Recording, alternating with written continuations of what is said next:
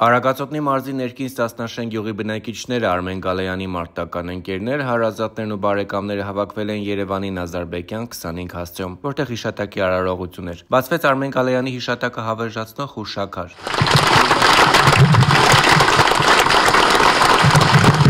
2003-ից 2005 թվականներին էր Արմենը ծառայել զինված ուժերում։ Ծառայությունն ավարտելուց հետո էլ հայրենիքի պաշտպանության սուրբ գործին է լցվում, արդեն որպես ենթասպա։ Հատուկ նշանակության ջոկատում էր ծառայում Արմեն Գալայանը։ Նրա հիշատակը հավերժացնող հուշաքարի բացմանը մասնակցում էին անմահացած հերոսի ընտանիքի անդամները, որոնց սրտում կորստյան վիշտը երբեք էլ չի մորմոկվի։ Այս փոքրիկներն էլ Արմենի զավակներն են։ Արմենը 2 երեխա ունի։ Դուստրը 40 օրական է եղել, երբ հայրը զոհվել է, որդին 3 տարեկան։ Արմեն Գալայանի կինը Սիրանուշ Հակոբյանը նշում է, որ ամեն օր է երեխաներին պատմում իրենց հերոս հոր մասին։ Բարի ու հայրենասեր ընտանիքը գնահատող ու այդ հայրենիքը սեփական ընտանիքը համարող էր ամուսինը, ասում է կինը։ Արմենը բարության եւ սիրո մարմնացում էր, հավատարիմ ամուսին, նվիրված հայր, ազգայինը սիրող, հայրենիքը սիրող, սիրում էր կարդալ, Պարուսևագինը շատ սիրում, երեխաներին անսահման սիրում էր, նվիրված էր մեծերի հետ մեծ, փոքրերի հետ փոքր։ Բառեր չեմ գտնում նկարագրելու համար իրեն։ Ուղղակի զանգում էր, ասում էր, որ հետ ամեն ինչ կարգին է, չմտածենք, ամեն ինչ լավ է, հեռու է իրենից այդ ամենը։ Երեխաներից էր հարցնում։ Ընտանիքի կրտսերն է եղել Արմենը, շարունակում է հայրը։ Դեռ մանկուց զինվորական համազգեստի զենքի նկատմամբ անդարբեր չի եղել։ Փոքր հասակում էլ եթե ծննդյան օրը նվերի էր սպասում, ապա այն զենք պետք է լիներ, պատմում է Հայասեր Գալայանը։ 2020 թվականի 44-օրյա պատերազմի ժամանակ Արմենը ընտանիքի անդամների հետ խոսելիս մշտապես ասել է. ինքը լավ է, ամեն ինչ նորմալ է։ Հոկտեմբերի 12-ին մարտական ընկերոջը օգնելիս թշնամու արձակած անօթաչու թռչող սարքից զոհվում է Արմենը։ Վերջին անգամ մեկ օր առաջ էի խոսել, բոլորը տեղյակ էին բացի ինձանից երևի ու տիկնոջից, մեկ էլ հարսիցս իրա տիկնոջից։ Բոլորը տեղյակ են եղել մի օր առաջ, այդ օր ես Պրոշանում էի, 17 հոգի զոհվեցին, չէ, այդ օրը ես գնացել էի Պրոշան, առավոտ, նորից եկա ստեղ, զանգեցին, ասեցին արի տուն, մարդա եկե դինտունեք, հյուր։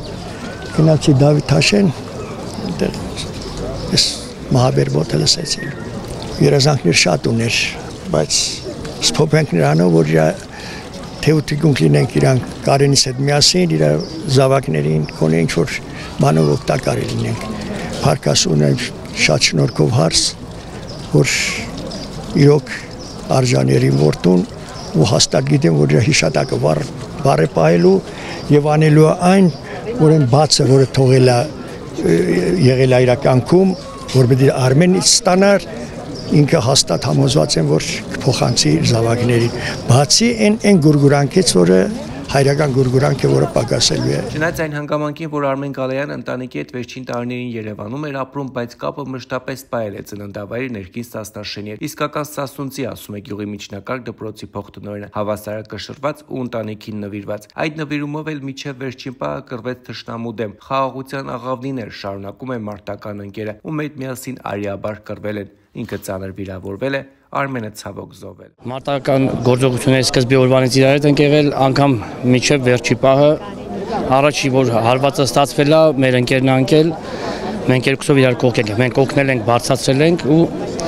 հատից սկսել է արդեն օգնության արդեն ժամանակ մեքենայի